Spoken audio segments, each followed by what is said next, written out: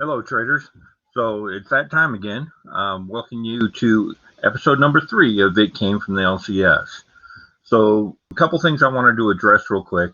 I've gotten some feedback about the audio quality on the videos, and that is something that we're working on. I'm kind of filling that out.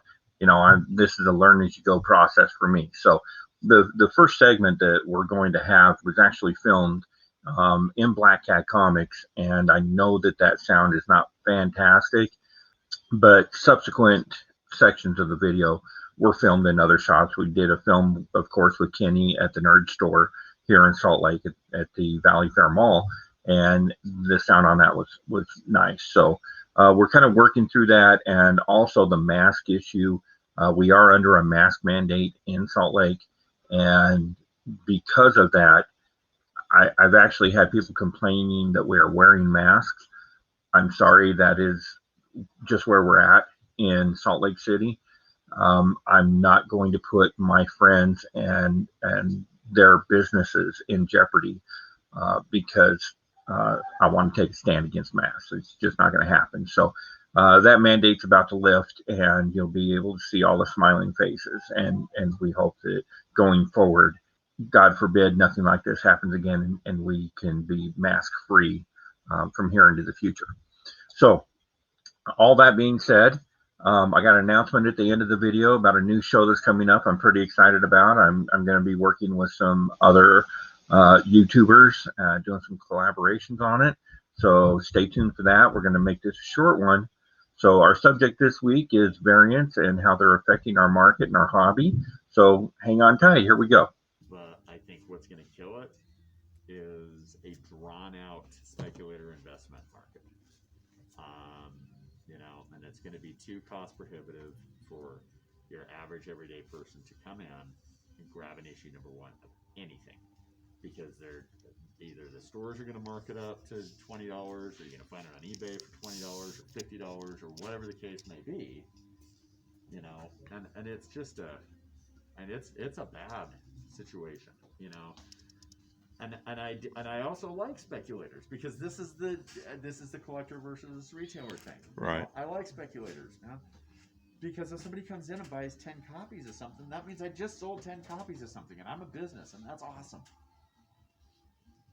So it's like, oh man, it's really tough being a fan and a professional Yeah, like this. I think that the word speculator gets tossed around as a really bad word, but anyone who buys a comic hoping that it's going to go up in value and that someday you might do something with it to take advantage of it going up in value really is a speculator.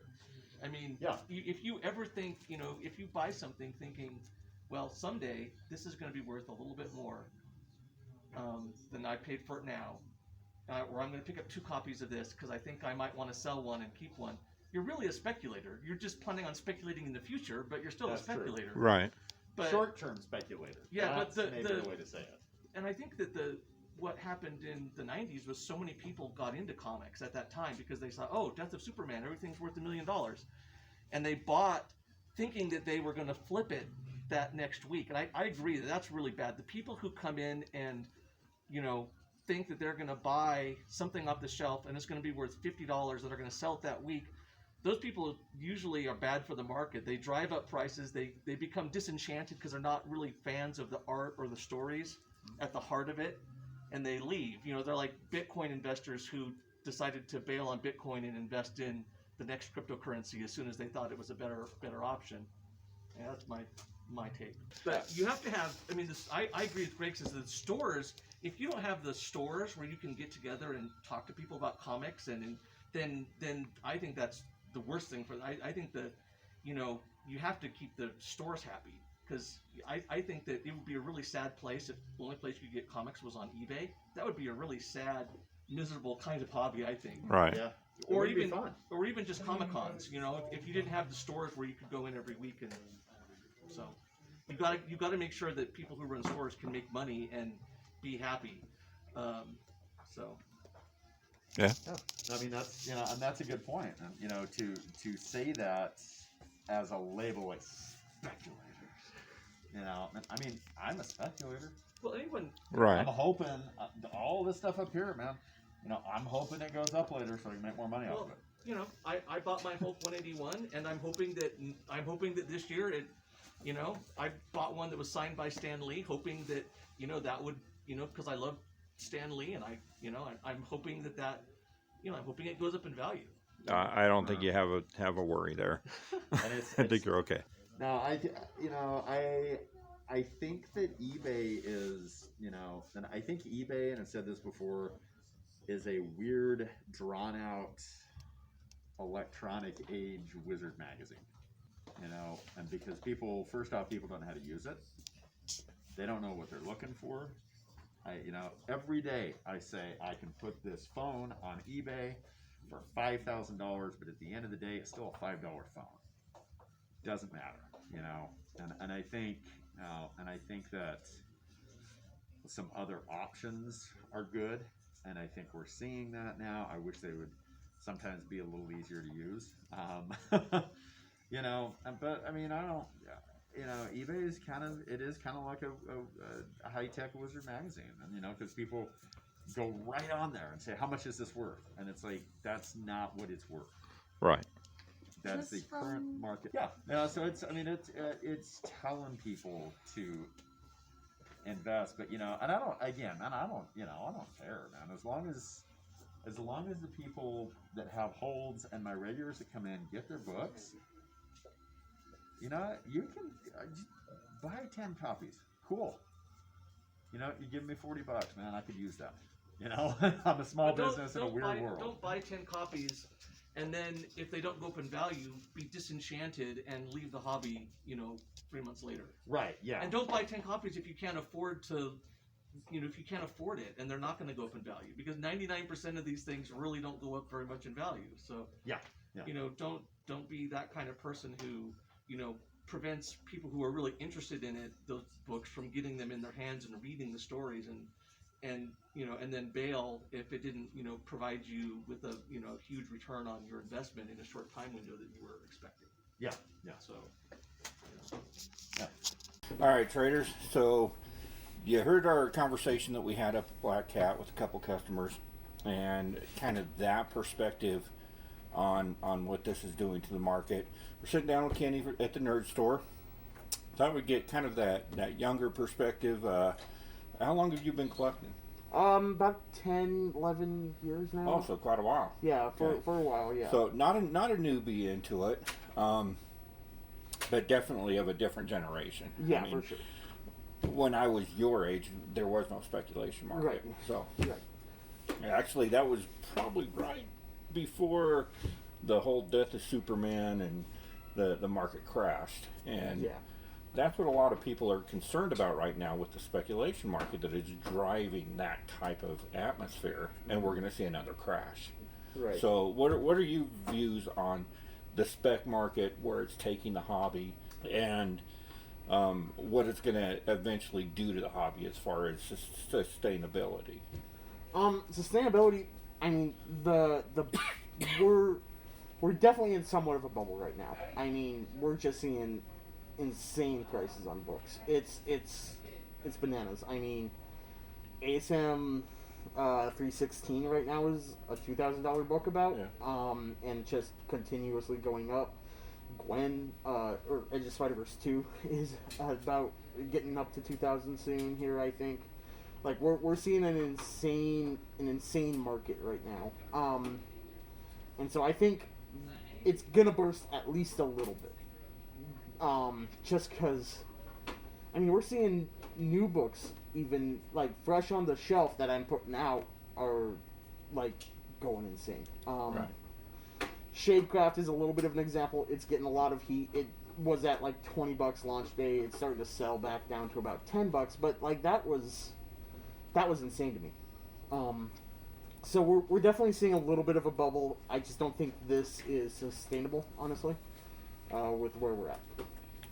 And that is definitely going to hurt those collectors that are in it for that reason. Yes. For sure. Now, somebody like the Nerd Store, what they do here, somebody like myself, I collect. Right. I don't know if it's really going to affect us a whole lot, but we do see a lot of money with the stimulus checks and a lot of people coming over, especially from sports cards. Oh yeah. That have affected it quite a bit, which is something that was very similar to what happened in the 90s. And I've been saying this for a couple of years, but as far as the hobbyists, I don't think it's going to really affect what we do. No, because the other thing is, like, Shadecraft is getting a little bit wild. I mean, you're seeing it a little bit with other books, like we talked about Stray Dogs often. Right. Almost every time you're here, we've talked about Stray Dogs. It's getting a little bit up there with first printings and variants and the movie poster variants and stuff. It's not tame either. It's not insane. It's not something that's killing the children insane, but it's up there. But the good news, I think, for us collectors and us readers is that it is story driven. Right. Something that's killing the children is really expensive because everyone thinks that it's so good it has to be getting a series announcement at some point. Department of Truth, God Option, it's also one of the best books. And it's not just Marvel and DC we're seeing have this explosion. It is, I mean, I've named books from Image and Boom just here. So we're seeing a lot of stuff getting driven because it's good, not because it's big name stuff. It's because it's good. Something is killing the children is just a good book, and it's getting the respect it deserves because it's a good book. Stray Dogs, same thing. It's an awesome concept and a good book, and it's exploding. Shadecraft was the best book I read this week, maybe this month. Really? And this month has been bananas because we had some good books. I mean, we had Berserker, we had Noctera, which Noctera is getting completely disrespected in my opinion. We had ENIAC. Like, we've just had amazing books, and Shadecraft is definitely on that list. You know, you mentioned ENIAC, and I'm really curious to get your view on this. You work in a Bad Idea store. Yes. So if you don't get your Bad Idea books, nerdstoreutah.com, they're cover price, guys. Don't pay $20 for a not first printing of ENIAC. Don't go to eBay. I mean, yeah, that's one of Bad Idea's rules. We're not allowed to sell any Bad Idea books above cover for the first month, I believe. Right. And they don't last long enough for it to get to that point. So, yeah, definitely don't be sleeping on the Bad Idea stuff. They're great. They're great stories. I really liked ENIAC #1. I thought the artwork is fantastic. Oh yeah. The story, the concept, everything. The coloring beautiful. The lettering spot on. It's just a great book. Right. Yeah. That came out the same week as Noctera and Berserker, and that was my favorite book that week.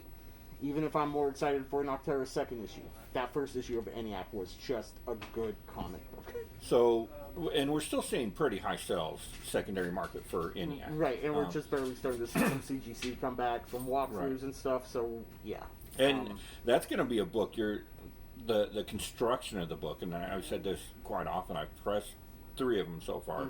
They all come out spotless. I mean, the structure of that book is fantastic. And I mean, when we got our copies in, I believe we only had 1 damage in the entire lot. And we did not order light on this book. We went hard. Like, we had cases of just that book. And we had 1 damage out of the lot. But that's a book that was created to be optioned. Like, yes. The people that do that book, the creators and driving forces behind that book, and so was Berserker. I mean, yeah, I really you knew before that book was released it was getting optioned. No, I was saying I wouldn't have been surprised if it was a script that Keanu had that he decided, hey, I want to do a comic book and turn it into a comic. Yeah, I'm not surprised at all. And so yeah, and of course we got the announcement that it's been optioned by Netflix for the anime and the movie. Right. Just coincidentally, final order cut off for issue 2. Right. That's a coincidence, I would say. So it's funny to me because you compare those 2 books. The Bad Idea is the one that the company itself is taking a negative hit from the community. I don't think it's fair. I don't think it's warranted. I think they're doing great things, and a lot of what they're doing really is for the community. Right. I mean, it's stuff that, at least at the shop level, we've kind of been asking for a while. We don't want number one sales to just tower over everything. We want you to get the whole thing. So stores have to order as many of the entire miniseries as they did of issue one. You can order more, Right. but you have to order the same amount as issue one. That was an interesting idea, and I love it. No variant covers. No variant covers. Yeah, that's crazy. Everyone has been asking for people to stop doing variant covers, and they stopped doing variant covers. It's just like, okay, And they're taking heat for it. Right. I mean, there's a lot of people saying, "Why aren't you doing variant covers? That's not fair." But I mean, how is it not fair? It's more fair. Yeah. There's really two covers to every book: the first printing and the not first printing. so it's really interesting because when those books came out, because ENIAC was the way it was marketed, is really a book that was intended for comic collectors. Right. It's a great story. Everybody's going to enjoy it. When the movie finally comes out, it's going to be fantastic, I'm sure. But it was really a book that was geared just for the collectors. Right. There was no external hype about it. When Berserker came out, there was all kinds of external hype. Oh, yeah. It was nothing but external hype. I mean, that's just impossible unless Keanu would have used a pen name. Right. Like, that's impossible to ignore. So if to you not have it. look at those two books, it's really interesting because you look at those two books and where their popularity and where their secondary market appeal is. Those first prints of ENIAC are, I would not be surprised to see $1,000 book in 6 months. Oh, easy. Yeah, Easy. you get a 9.9. That's going to be $1,500, Right. And it's going to be possible with that book. But you're not going to see that on your first print, your A cover Berserkers or your B covers.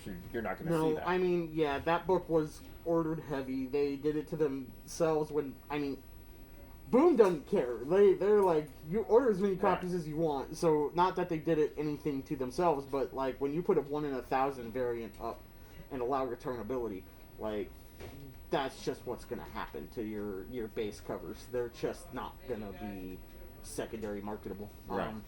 Well, I think, and you're the one that brought this to my attention, thankfully, that the second print on that first is going to be a much more valuable book than the first print. And it is. It already is. That being said, they slashed orders on that too. Right. So that has something to do with it. They did the foil cover, and because they did the foil cover, they didn't print enough, and they didn't print enough, so they have to cut orders. So yeah, that definitely happened, because, and it happened, but I don't know if it's for the reason that I thought it was, where all of the shops have. I think it was. I think it had a lot little to do bit, with it. but I think Boom thought what I thought was that they were going to have so many people with so many copies of issue 1 in their back room that Right. they don't need to print that many of number 2. We were expecting it to be low demand, but it wasn't. It was, I think a lot of other people thought the same way I did, including Boom. We're going to have back rooms full of this stuff. We're not going to need second printing, so Boom Right. didn't print them. And their FOC for third printing's this Monday, I think. That sounds about So, right, yeah. yeah. I'm hoping they're not doing a foil. They are. It's a foil. Of course they are. of the third Hopefully they print enough on this one. But also So, secondary market. I think that's very telling when you compare those two books because they came out. Did they come out on the same week? Yes, they did. I think they actually came No, out. that week was one of, for indie books, it was like the craziest week. Because it was Berserker, it was ENIAC, and it was Nocterra. So the driving forces in the aftermarket on those two books, really the book that's performing better right now is ENIAC. Yeah, but it was a much more limited book, as I Right. said. And only one per customer. I and mean, all I that. think if you look at it, Berserker sold more copies, obviously, Right. because of the limited distribution on ENIAC. So it sold more copies, but that ENIAC, because it was marketed to the collectors and the insiders and those of us that read comics, Right. that's why that one, in my opinion, that's why that one's doing better. You're totally right on that. Hit it right on the head. So, just an interesting way to look at it. I don't see the big three, DC, Marvel, Image. Well, yeah, Image is doing some great things for the industry right now. My opinion, Publisher of the Year last year. I know I said that before, but they're doing a great job to help alleviate the overabundance of 30 copies of issue number 1. I think their book that has the most copies is Spawn, and Right. like 3, maybe 4 a week, and they're all open order. Right. So, but the big two for sure, Marvel and DC, are not doing us any favor by mass marketing to the comic book and toy collectors, or not the sports card and toy collectors. I would like to see them kind of rein back on that and maybe get some input from the shops of what's going to sell. Right. Well, we'll see. But anyway, so that just want to get your perspective on that. Also, I want everybody to know that here at the Nerd Store, Kenny does a live feed every Wednesday. Yes, New Comic Book Day. Where can they find you? Nerd Store Utah Facebook. That's where I do it. Every Wednesday we go over the wall. I tell you what I'm really excited for, which is most of the books on there, honestly. But yeah, I go through the wall. I tell you what's good, what I've read, what I'm excited to read. And it's fun. I love doing it. It's probably my favorite part of the job here. So. All right. Got anything else working? Just come check us out, Nerd Store UT on Facebook. We've got a lot of big plans coming up. Nothing I want to talk too heavy on, but we got some cool stuff coming up. So check us out. Cool. All right. Thank you, Kenny. All right, and for our third and final segment, we're going to have a short conversation with James from Hive Comics. You all know James and Jonathan is the king or the kings of exclusive variants, but there's more to their collecting than just that.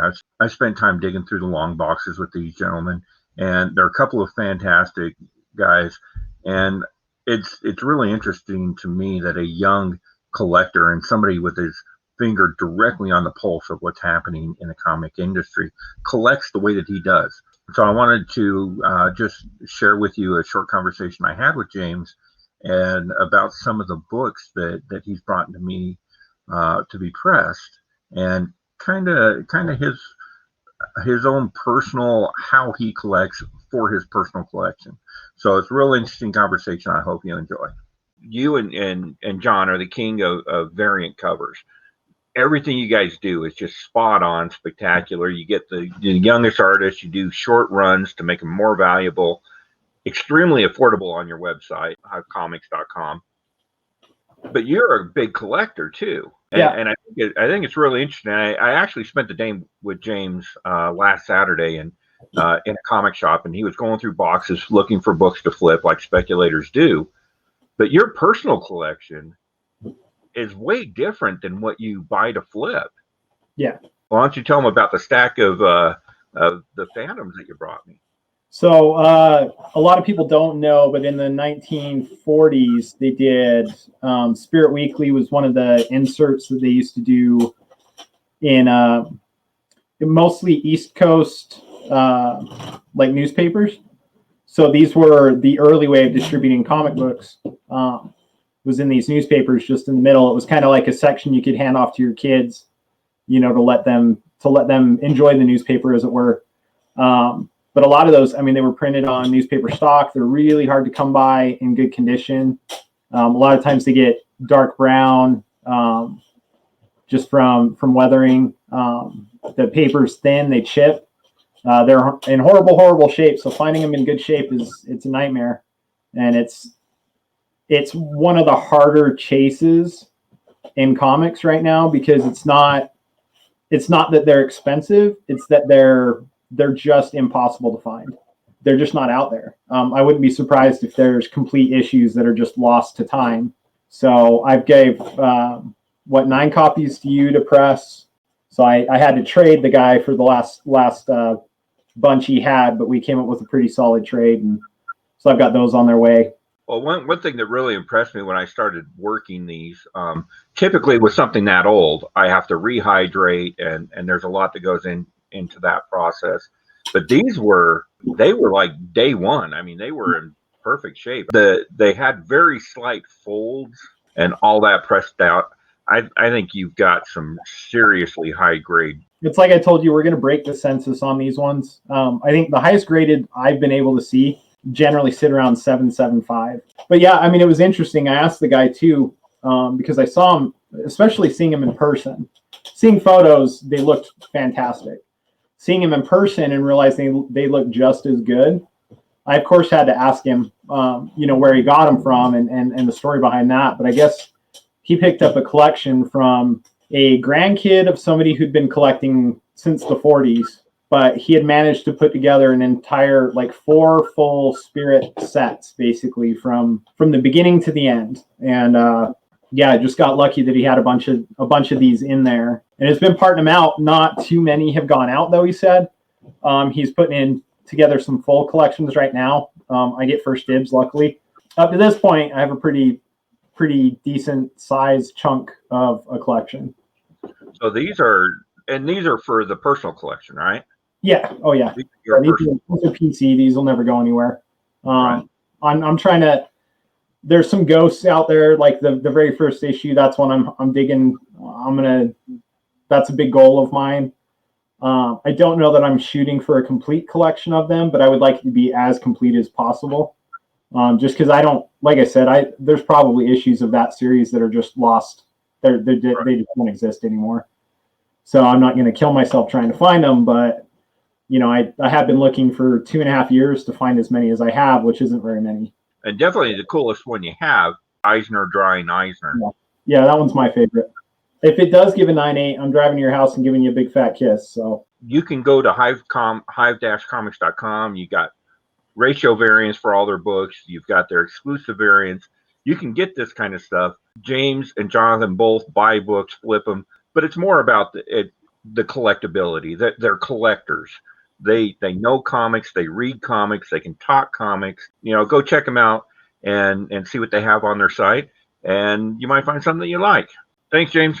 Thanks, Eric. There you have it, traders. Another episode of It Came from the LCS. I hope you enjoyed the show. If you have any comments, please leave them below. We'd like to hear from you and see what you'd like on future shows. If you have ideas for subjects that we can cover with our Utah comic crew, let me know. And now for our special announcement. So Wednesday, New Comic Book Day, seems to be, we're getting tons and tons of videos on YouTube. And Thursday is kind of the afterglow, and there's not much out there. So I'm going to be doing a live stream, and we're going to call it the Open Mic, the Thursday Comics Open Mic. And it's going to be an open forum. Any of you that have StreamYard, I will host it. You just let me know, and we will get you on the show. You can send me a message here, or, of course, on Facebook.